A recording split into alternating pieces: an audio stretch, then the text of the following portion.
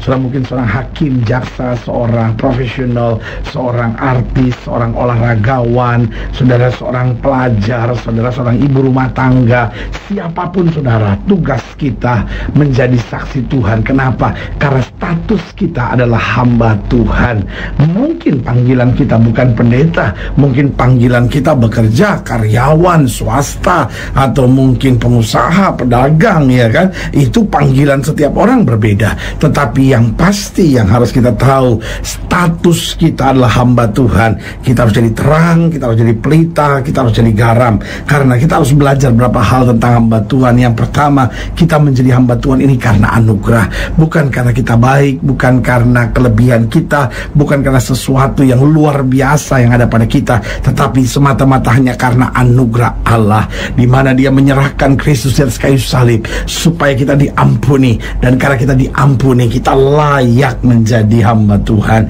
Yang kedua, kita menjadi hamba Tuhan dengan misi, dengan tugas. Artinya bukan sembarangan Tuhan menjadikan kita, mengangkat kita, mengubah status kita menjadi hamba Tuhan, tapi ada misi untuk membawa suasana sorga, ada misi untuk senantiasa membawa damai, ada misi untuk senantiasa menghadirkan Kristus dimanapun Tuhan tempatkan kita. Lalu yang ketiga, kita menjadi hamba Tuhan itu harus setia.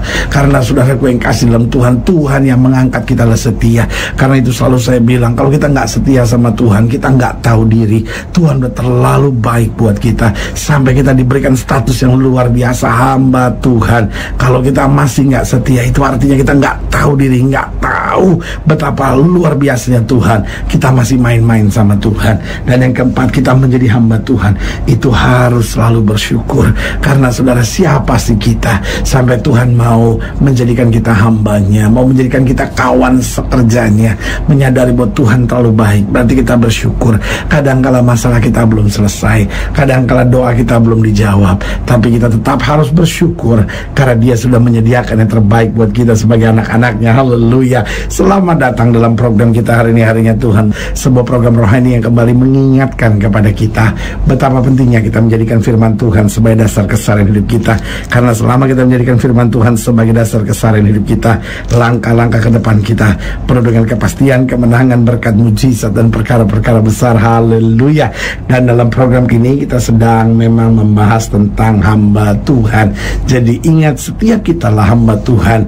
Karena kita berkata pada hari terakhir, Kristus hanya akan menyatakan dua hal. Yang pertama, kamu hamba yang baik dan setia. Yang kedua, kamu hamba yang malas, jahat, dan tidak berguna.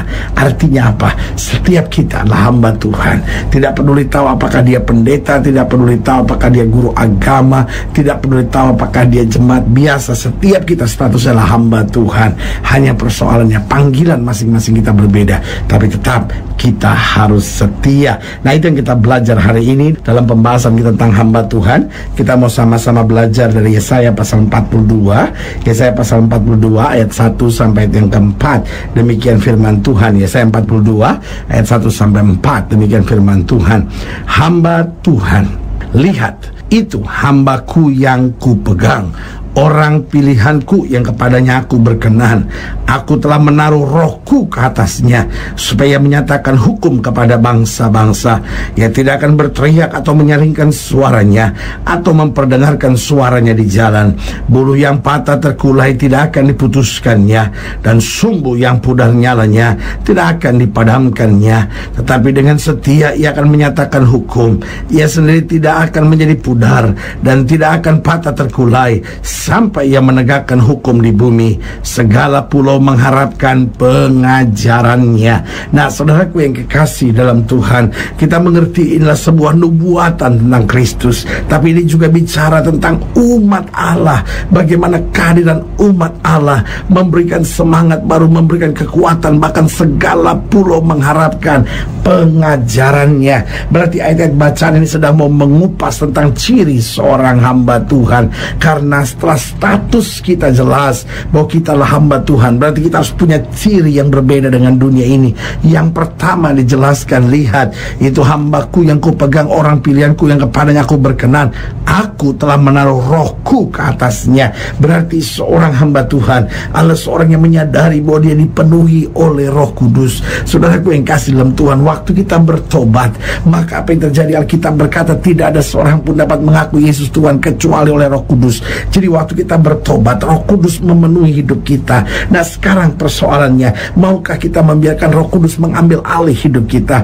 Maukah kita biarkan Roh Kudus menuntun hidup kita? Karena Alkitab berkata Roh Kudus itu adalah roh yang mengajar kita, roh yang menasihati kita, roh yang menegur kita, roh yang menghibur kita, roh yang memampukan kita untuk dapat memahami kehendak Allah. Nah, saudaraku yang kekasih dalam Tuhan, tapi seringkali persoalannya, kita sudah bertobat, kita sudah menerima Yesus, tapi kita masih mau berjalan dengan daging kita, kekuatan kita. Dan Alkitab berkata selama kita hidup dengan daging, maka kita hanya memikirkan hal-hal yang dari daging. Tapi kalau kita hidup dalam pimpinan Roh Kudus, maka kita akan berjalan dalam kehendak Roh. Nah, saudaraku yang kasih dalam Tuhan, karena itu seorang hamba Tuhan adalah seorang yang menyadari bahwa hidupku bukannya aku lagi, tapi hidupku sekarang sudah dipenuhi dan akan siapkan diriku untuk dituntun oleh Roh Kudus. Berarti kalau saudara seorang pengusaha, saudara seorang pedagang, saudara seorang karyawan, saudara seorang mahasiswa, pelajar, lalu membiarkannya dipimpin oleh Roh Kudus, itu yang saya sebut seorang hamba Tuhan. Walaupun kau hanya seorang ibu rumah tangga, tapi dipenuhi Roh Kudus dan membiarkannya dipimpin oleh Roh Kudus, itu yang saya sebut hamba Tuhan. Hidupmu akan bawa damai, hidupmu akan jadi berkat, hidupmu akan melihat hal-hal yang luar biasa dari Tuhan. Jadi yang pertama, ciri seorang hamba Tuhan adalah dia menyadari bahwa dia telah dipenuhi oleh Roh Kudus. Karena itu dia membiarkan Roh Kudus yang mengatur hidupnya. Yang kedua, ciri seorang hamba Tuhan yaitu memberi kekuatan dan semangat. Kita lihat di sini katakan, ia tidak akan berteriak atau menyaringkan suara atau memperdengarkan suaranya di jalan. Tapi lihat ayat yang ketiga, bulu yang patah terkulai tidak akan diputuskannya, sumbu yang pudar nyalanya tidak akan dipadamkannya. Saudaraku yang kasih dalam Tuhan, Alkitab bilang apa? Ini sumbu yang sudah pudar nyalanya tidak akan dipadamkan, bulu atau bambu yang sudah patah terkulai tidak akan diputuskannya. Artinya apa? Dia tidak menghancurkan semangat, tapi dia justru memberi kekuatan dan semangat. Saudaraku yang kasih dalam Tuhan, tahukah saudara, di zaman modern hari-hari ini banyak orang sedang stres, banyak orang sedang putus asa. Kenapa? Karena kata-kata manusia juga sangat menyudutkan dan menyakitkan. Banyak suami kalau ngomong sama istrinya, kamu tuh istri yang gak berguna, kamu perempuan yang bawa sial. Waduh, saudara-saudara, kata-kata yang sangat menyakitkan. Begitu juga istri-istri dengan mudahnya berkata, kamu memang suami yang bodoh, kamu memang suami yang malas, kamu memang suami yang cuma bikin susah aja ada di dalam rumah tangga ini. Nah, saudaraku yang kekasih dalam Tuhan, kita lihat kata-kata manusia, orang tua terhadap anaknya dengan gampang berkata, anak setan kamu gak punya otak, kamu tuh hidup cuma bikin susah orang tua. Lihat saudaraku yang kasih dalam Tuhan, kata-kata ini telah menghancurkan semangat, telah menghancurkan harapan orang, bahkan telah mengikat manusia itu dengan kutub dan belenggu. Sebagai hamba Allah, saya mau ingatkan ciri seorang hamba Tuhan. Yang pertama, dia menyadari bahwa dia telah dipenuhi Roh Kudus. Yang kedua, dia memberi kekuatan, dia memberi semangat. Mungkin suaminya salah, tapi tetap dia beri kekuatan. Mungkin istrinya salah, tapi tetap dia beri semangat. Dia kasih tahu, sayang kamu salah, tapi saya tetap beritahu bahwa saya mencintai kamu. Anaknya salah, kamu gak boleh begitu, kamu tuh salah karena papa tuh sayang sama kamu. Papa tahu Tuhan punya rencana yang indah buat kamu. Tetap kekuatan dan semangat harus kita beri, harus kita dorong anak-anak kita, suami, istri, sehingga hidup kita boleh menuntun orang untuk melihat kasih Tuhan. Yang ketiga, ciri seorang hamba Tuhan dikatakan pada ayat yang keempat, ia sendiri tidak akan menjadi pudar dan tidak akan patah terkulai. Artinya apa? Dia menuntun pada terang, dia menuntun pada terang. terang. Kenapa dunia sedang menuntun pada kegelapan? Manusia, uang, bahkan harta sedang menuntun manusia pada kegelapan, sehingga orang sekarang mata gelap, pikiran gelap, langkah-langkah gelap. Saudaraku yang kasih dalam Tuhan, tapi seorang hamba Tuhan dimanapun dia ada, dia menuntun pada terang.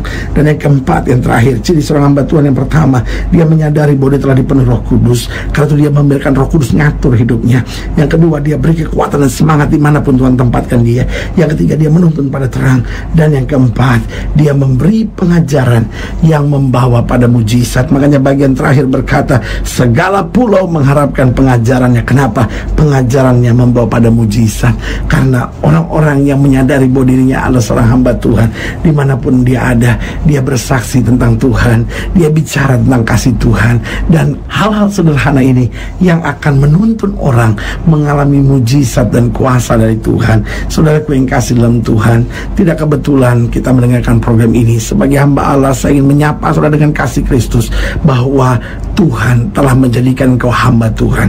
Engkau bukan orang biasa. Sadari Tuhan, saya hambamu. Hidup saya harus benar, hidup saya harus jadi saksi, hidup saya harus melekat selalu kepada Tuhan saja. Haleluya. Saudaraku yang kasih dalam Tuhan, jika saudara yang dilayani lebih jauh, hubungi kami melalui telepon, hubungi kami melalui surat, kunjungi website kami, karena kami ada untuk membawa Bapak Ibu saudara senantiasa lebih dekat pada Tuhan dan mengalami kasih kuasa mujizat yang luar biasa. Haleluya. Secara khusus melalui program ini juga saya mau berdoa buat setiap saudara yang sakit, setiap saudara yang berbeban berat, karena kita percaya bahwa bagi Allah tidak ada perkara yang mustahil. Nah, saudara-saudara yang ingin didoakan secara khusus, saudara boleh taruh tangan kanan saudara di dada dan kita akan berdoa. Mari kita berdoa. Bapa, dalam nama Yesus, hamba doa buat yang sakit, hamba doa buat yang berbeban berat, hamba doa untuk setiap mereka yang sedang menghadapi masa-masa yang sukar, karena hamba percaya bahwa bagi Allah tidak ada perkara yang mustahil. Bapak, hamba berdoa di dalam nama Yesus, Tuhan jamah secara khusus mereka yang mungkin selama ini gak menyadari bahwa status kami adalah hamba Tuhan. Bapak, hamba doa di dalam nama Yesus, Tuhan jamah, yakinkan kami bahwa hidup kami telah ditebus oleh darah Yesus, sehingga kami mendapat anugerah untuk menjadi hamba Tuhan, sehingga hidup kami harus menjadi terang, hidup kami harus menjadi saksi, hidup kami harus menyatakan kemuliaan Kristus. Bapak, hamba berdoa di dalam nama Yesus, Tuhan jamah, sehingga hari ini menjadi hari baru, hari semangat, hari kemenangan di dalam nama Yesus. Haleluya. Amin. Nah, saudara yang kasih dalam Tuhan, kita sudah berdoa. Ingat, tidak pernah Allah lalai menepati janjinya. Inilah saatnya buat kita untuk bangkit, bersemangat, bersuka cita dalam menghadapi segala perkara, karena kita tahu Yesus hidup dan selalu memberikan yang terbaik buat anak-anaknya. Doa saya menyertai saudara. Sampai berjumpa pada program berikut, dan jangan lupa jadikan